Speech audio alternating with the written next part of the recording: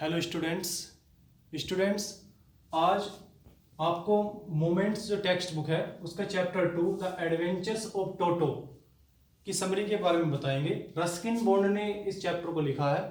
ये कहानी एक मंकी, छोटे मंकी के बारे में है और नैरेटर जो ये कहानी बता रहे हैं, नैरेटर के जो ग्रैंडफादर थे उनको पालतू जानवर पालने का शौक था। उन्होंने एक बार एक मंकी को लाए हुए। वो मंकी कैसा था, कैसी शरारतें करता था, बाद में उसके साथ क्या हुआ, किस तरीके की शरारतें वो करता था, ये सब इस चैप्टर में आपको बताया जाएगा। सबसे पहले हम मंकी के डिस्क्रिप्शन के बारे में बात करते हैं। Description of Toto. टोटो कैसा दिखता था? टोटो सुंदर दिखता था, बहुत ही सुंदर था दिखने में, और चमकीली उसकी आंखें थी जिसमें हमेशा शरारत दिखाई देती थी, और एक लंबी पूंछ थी उसकी, जो पूंछ थी उसकी वो एक तरीके से उसके लिए तीसरे हाथ का काम करती थी। जहाँ हाथ नहीं उसका पहुंच पाता था वहाँ से भी उसके लिए भोजन प्राप्त करने में मदद करती थी। ठीक है। और सफ़ेद मोती जैसे दांत थे, और इससे अलग जैसा कि आपको बताया कि पूंछ उसकी विशेषता, उसकी सुंदरता को और बढ़ा देती थी। ये टोटो की ब्रीफ डिस्क्रिप्शन थी, टोटो कैसा दिखाई देता था। नेक्स्ट पॉइंट है, Toto is kept in a secret place.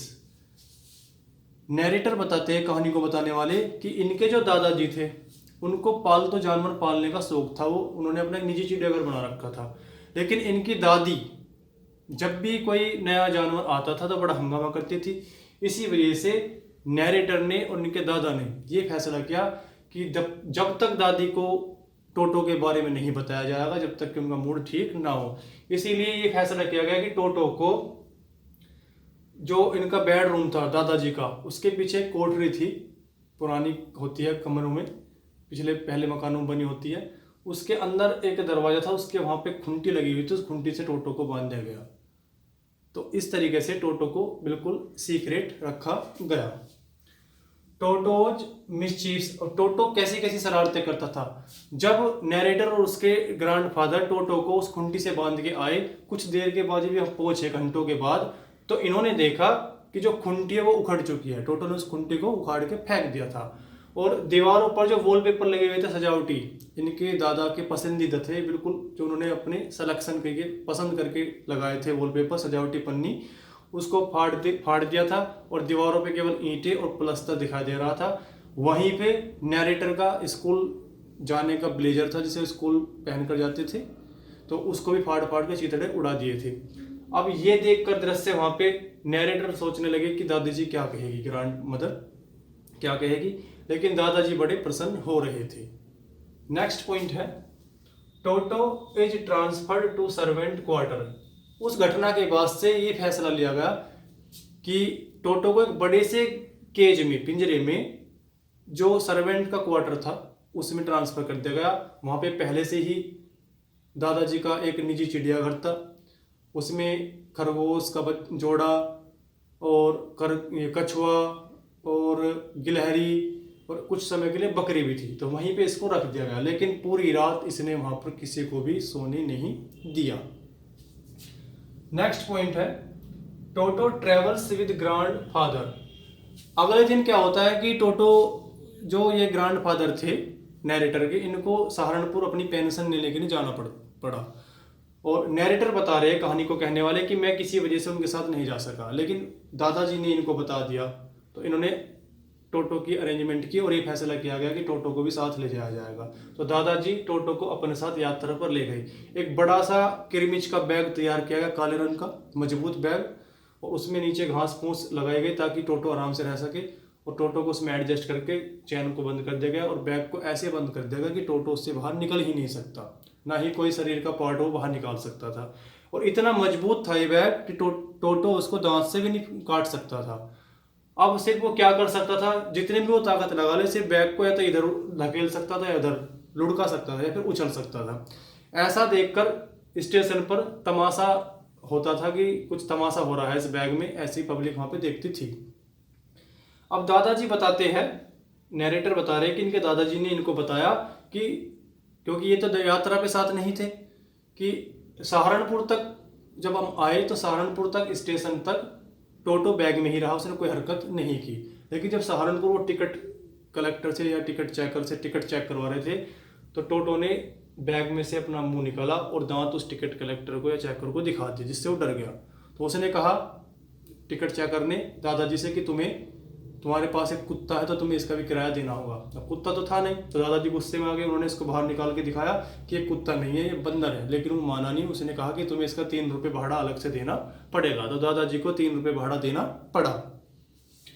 अब टोटो को फैमिली में कैसे एक्सेप्ट किया गया उसके बारे में पढ़ते हैं। Toto is accepted by grand mother. आखिरकार बड़ी समझाने बुझाने के बाद ग्रैंड मदर ने टोटो को फैमिली में एक्सेप्ट कर लिया। अब टोटो को अस्तबल में एक घर दे दिया गया, आराम से वो वहाँ रहने लगा। तो पहले दिन जब इसको घर दे दिया गया तो इसके साथ वहाँ पे गधा भी रहता था जिसे नाना कहते थे। तो पहले दिन टोटो ने कैसी कैसी शरारतें की उसके बारे में पढ़ेंगे। टोटो अगेन स्टार्ट्स डूइंग मिसचीफ्स। जब पहले दिन इसको अस्तबल में छोड़ दिया गया, वो जो घर इसको दिया गया था, तो दादाजी रात के समय यहाँ देखने गए कि वो वहाँ पे आराम से है नहीं। तो वो क्या देखते हैं, जो गधा था वो अपनी रस्सी को अपने खूंटे से खींच रहा है और जो गधे का जो मुंह था घास के ढेर में वो उसको चिपका हुआ था, उसे दूर खींच रहा था। जब दादाजी ने गधे के बैक साइड पर एक थप्पड़ लगाया तो उसका मुंह घास से अलग हो गया और गधे के जो कान थे उन कान पर टोटो चिपका हुआ था। मतलब टोटो ने गधे के कान पर काट लिया था, दांत गड़ा दिए थे। तो अब वो दोनों एक साथ नहीं रह सकते थे, यानी कि उन दोनों की मित्रता नहीं हो पाई। सर्दियों में क्या होता था, सर्दियों में टोटो की खातिरदारी की जाती थी। एक बड़ा सा बर्तन लिया जाता था, उसमें गर्म पानी इसको करके दिया जाता था नहाने के लिए।